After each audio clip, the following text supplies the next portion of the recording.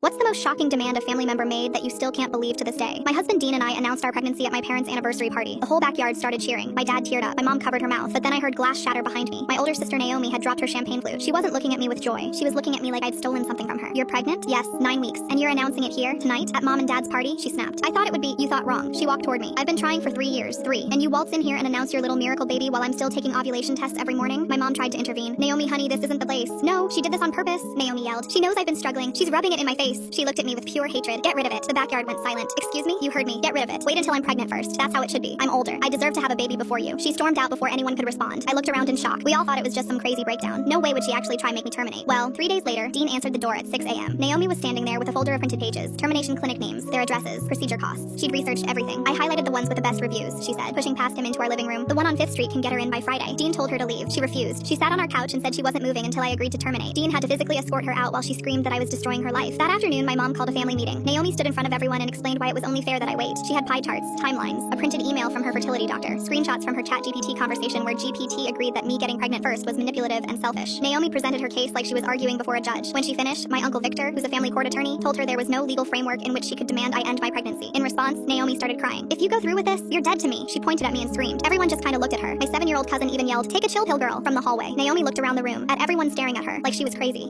She started stammering. "I'll never speak to any of you again if you let her have this." She sat down on the couch sobbing, literally cradling herself. We all collectively pointed toward the door. She finally looked up. Mascara streamed on her face. "This isn't over," she stormed out. Slammed the door so hard the framed picture of my pregnancy test shattered on the floor. We didn't hear from her for 6 blissful months. But then my baby shower happened. 30 people in my mom's living room. Gifts piled on the table. I was 8 months along. The doorbell rang. My mom answered. Naomi walked right past her. She came in wearing a tight dress that showed off her own pregnant belly. She had a sash across her chest that said, "Mommy to be." The room went dead quiet. "Surprise," she said, spinning around. "I'm due in 10 weeks." She smiled at me, but it wasn't a real smile. She walked over and hugged me. While her arms were around me, she whispered in my ear, "I don't care what I have to do. Mine is going to be born first. I mean it." Then she grabbed a cupcake and left. Everyone was more confused than anything. I spent the next few weeks worried about Naomi showing up and hurting my baby. Dean triple-checked every lock before bed. I even called the police to see if anything could be done. And then, 5 weeks later, I got a call from my mom at 2 a.m. She was hysterical, sobbing so hard she was out of breath. "It's Naomi. Please," she gasped. "Come over right now." Dean drove me to my mom's house. I rushed in, expecting to see Naomi, but she wasn't there, and neither was my dad. Where was my dad? I found my mom crying, sitting against the bedroom wall. What happened? I took her hand. She cried into my shoulder for a few minutes before looking up and explaining everything. Naomi had been rushed to the hospital. Turns out she'd been taking black market labor-inducing drugs, but they weren't working fast enough, so she found someone. A woman she met in a Facebook group who claimed she was a midwife back in Guatemala. Naomi paid her $500 to perform an emergency C-section in her apartment. She was only 30 weeks. The woman used a box cutter. They sterilized it with vodka. There was no anesthesia. Naomi passed out from the pain halfway through. The woman panicked and called 911. When paramedics arrived, there was blood pooling in the hallway. The neighbors